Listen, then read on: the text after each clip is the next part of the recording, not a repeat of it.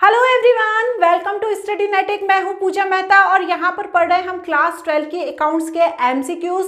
यहाँ पर मैं एमसीक्यूज की पूरी सीरीज लेकर आई हूँ। ये जो एमसीक्यूज हैं प्रीवियस ईयर के एमसीक्यूज हैं। आपको प्रैक्टिस करने के लिए ये वीडियोस देखने जरूरी हैं ताकि आप छोटे छोटे से वीडियोस देखकर पहले किस तरह से एमसीक्यूज पूछे जा चुके हैं उन्हें समझ लें। तो बच्चों मेरे साथ जुड़े रहिए। यदि आप पूरे एमसीक्यूज देखना चाहते हैं तो मेरी प्लेलिस्ट में चले जाना। क्लास 12 अकाउंट्स की एक प्लेलिस्ट बनी हुई है, उसमें आप सभी एमसीक्यूज के वीडियो देख सकते हैं। चैनल को सब्सक्राइब करना बिल्कुल भी मत भूलना, क्योंकि आप सब्सक्राइब करते हैं तो मुझे भी मोटिवेशन मिलता है कि मैं इसी तरह से वीडियो बनाऊं। ये क्वेश्चन मैं अपने मन से नहीं बता रही हूँ, बार बार कह रही हूँ, ऐसे क्वेश्चन पूछे जा चुके हैं। मतलब आपको ध्यान रखना है, इस तरह के पैटर्न से क्वेश्चन पूछे जाते हैं। C, D and E were partner in a firm sharing profit and loss in the ratio of 5:3:2। मतलब ये तीनों पार्टनर थे और ये जो रेशो था उनका 5:3:2 था। लेकिन उन्होंने नए पार्टनर को एडमिट किया 1/4 शेयर से। ठीक है, नए पार्टनर का नाम क्या था? एफ था नए पार्टनर का नाम। उसे एडमिट किया इन्होंने किससे? 1/4 शेयर से। अब इन्होंने क्या किया? तीनों ने, सी, डी एंड ई ने, इन तीनों ने सेक्रीफाइस किया 2:1:2 के रेशो में। अब यहाँ पर हमें बच्चों सी का नया रेशो मालूम करना है। C is new ratio, new share of the profit कितना होगा?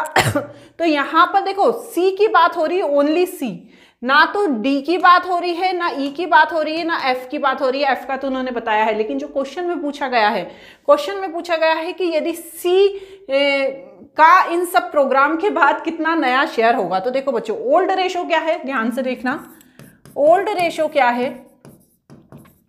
5:3:2 मीन्स क्या हुआ इसका मतलब? 5/10, 3/10 एंड 2/10।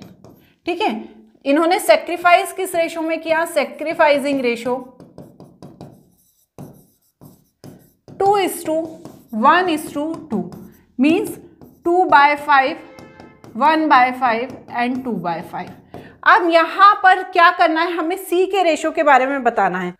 अब यहां पर सी ने कितना सेक्रीफाइस किया? किसको देने के लिए? कितना शेयर? 1/4 शेयर देने के लिए। तो सी सेक्रीफाइस 2/5 इंटू 1/4 मतलब 2/20।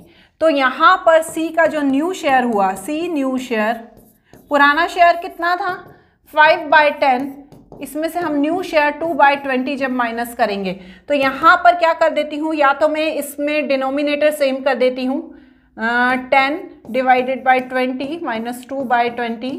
तो यहां पर इजीली निकल जाएगा। नीचे 20, 8/20 मीन्स कितना आएगा? 4/5 नहीं 2/5, सॉरी 2/5 आएगा। तो इसका करेक्ट रेशो क्या निकलेगा? 2:5। तो 2:5 नहीं 2/5। तो इसका करेक्ट ऑप्शन होने वाला है ई। क्लियर हो गई ना चीज? देखो बच्चों, इतना तो आप क्लास 12 में कर रहे हैं तो ये चीजें तो आपको आनी ही चाहिए। ठीक है, अब यहां पर नेक्स्ट देखो, MCQ number 63। KC Limited took over office furniture of 90,000, office equipment 1,80,000 from JC Limited and the liability of 20,000 of purchase consideration 3,60,000. The payment of JC Limited was made by issue 9% debenture of 50 each, discount 10%. The amount to be debited of the discount on issue of debenture account. ये सारी कहानी देने का मतलब ये है कि ये पूछ रहे हैं, sorry, discount on issue of debenture account कितने से डेबिटेड होगा ये सारे प्रोग्राम के बाद। आप जब जनरल एंट्री करोगे तो आपको ये बताना है कि discount on issue of debenture account कितने से डेबिटेड होगा।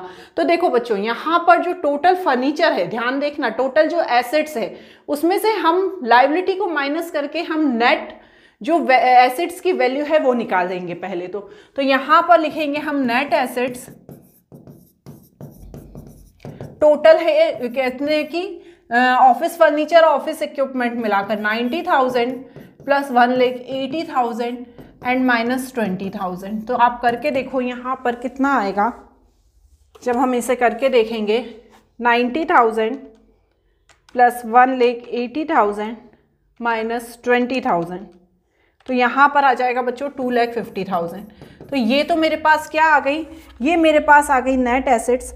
अब मेरे पास देखो यहाँ पर जो परचेज कंसिडरेशन है वो कितना दिया हुआ है? 3,60,000। कितना दिया हुआ है? 3,60,000। अब यहां पर नेक्स्ट स्टेप क्या करना है? Number of issue of debenture, कितने इशू हुए ये कैसे पता चलेंगे? ये पता चलेंगे जो परचेज कंसिडरेशन दिया है 3,60,000 का और पर जो डिबेंचर का शेयर दिया है इससे, तो 3,60,000 को जब आप 50 में डिवाइड करोगे तो आपको पता चल जाएंगे टोटल कितने शेयर इशू हुए हैं। जब आप 3,60,000 को 50 में डिवाइड करोगे आपको पता चल गया कि 7,200 शेयर क्या हुए हैं? इशू हुए हैं। अब यहां पर ये बोल रहे हैं कि डिस्काउंट कितना है? 10% है। डिस्काउंट कितना है बच्चों? 10% है। एक शेयर का प्राइस कितना है? 50, डिबेंचर ऑफ 50 ईच, तो शेयर का प्राइस कितना है? 50। इसका यदि मैं 10% निकालूंगी तो कितना आ जाएगा? 5। तो डिस्काउंट कितना है? 5 मिल रहा है, 5 डिस्काउंट देंगे। पर शेयर कितना है? 7,200। तो discount on issue of debenture is equal to 7,200 into 5 करके देखो, इंटू 5 36,000। तो इसका करेक्ट ऑप्शन होने वाला है ए, 36,000। देखो बच्चों वैसे तो ये चीज़ निकालना ज़रूरी नहीं थी, वो तो मैंने आपको ऐसे ही बता दी। यदि आप डायरेक्ट भी निकाल लेते तो आपको पता चल जाता कि कितना डिस्काउंट है, पर शेयर कितना है, और उस हिसाब से आप इंटू करके क्या कर सकते थे? Discount on issue of debenture कर सकते थे। चलिए अब 63 के बाद 64 थोड़े से ट्रिकी हैं ये वाले, असर्शन वाला आ गया। चलो ये अच्छा है, ध्यान से पढ़ो। Interest on bearer debenture is paid to a person who produced the interest coupon attached to such debenture. Reason क्या दिया है? bearer debenture are the debenture which can be transferred by the way of delivery of company does not keep any record of the debenture holder. 4 option जैसे हमेशा दिए होते हैं वो दिए हैं। पहले असर्शन में ये कह रहे हैं कि जो bearer debenture होता है, जो इंटरेस्ट होता है वो उसे पेड किया जाता है यदि उसके जो डिबेंचर लेकर आया है उसके साथ वो कूपन अटैच हो। तो यहां पर पहला वाला जो ऑप्शन है, पहला वाला जो असर्शन है वो करेक्ट है। दूसरा वाला क्या बोल रहा है कि ये इन सारी चीजों का रिकॉर्ड नहीं रखती कंपनी। ये बोल रहा है कि ये सब चीजें जो होती हैं जब बेयरर डिबेंचर को इंटरेस्ट प्रोवाइड किया जाता है इसका कंपनी रिकॉर्ड नहीं रखती। तो ऐसा नहीं होता है, कंपनी उसका रिकॉर्ड रखती है। तो इसका जो सही ऑप्शन है वो ए है। A is correct but R is wrong. तो यहां पर इसे आपको ए को सही बताना है। ठीक है, लास्ट देखते हैं इस वीडियो का। Raja limited purchase machinery 25 lakh from Sharma limited. The payment to Sharma limited by issue to of equity share 10 each at premium 25%, amount to be credited of security premium reserve, account on issue of equity share। तो देखो यहाँ पर पहले वाले में क्या पूछा था?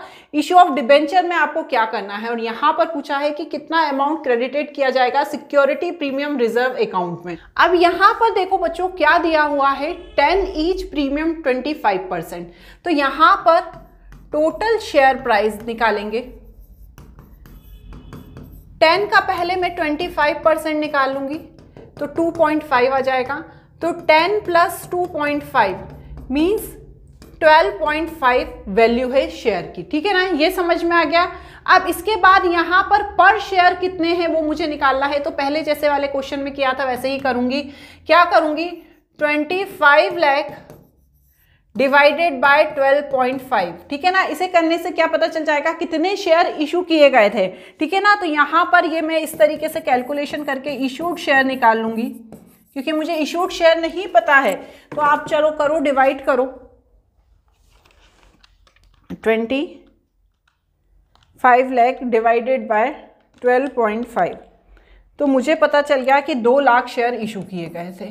अब मुझसे बोल रहे हैं कि प्रीमियम रिजर्व अकाउंट में कितना क्रेडिट होगा। तो यहां पर 2 लाख का इंटू करेंगे 2.5 में, परसेंट में नहीं करेंगे बच्चों, क्योंकि क्या है 2.5 तो प्रीमियम की वैल्यू है। तो 2 लाख का जब 2.5 में इंटू करूंगी तो यहां पर आ जाएगा 5 लाख। तो क्रेडिट कितने से किया जाएगा? Security premium reserve account 5 lakh से। तो इसका सही ऑप्शन है डी।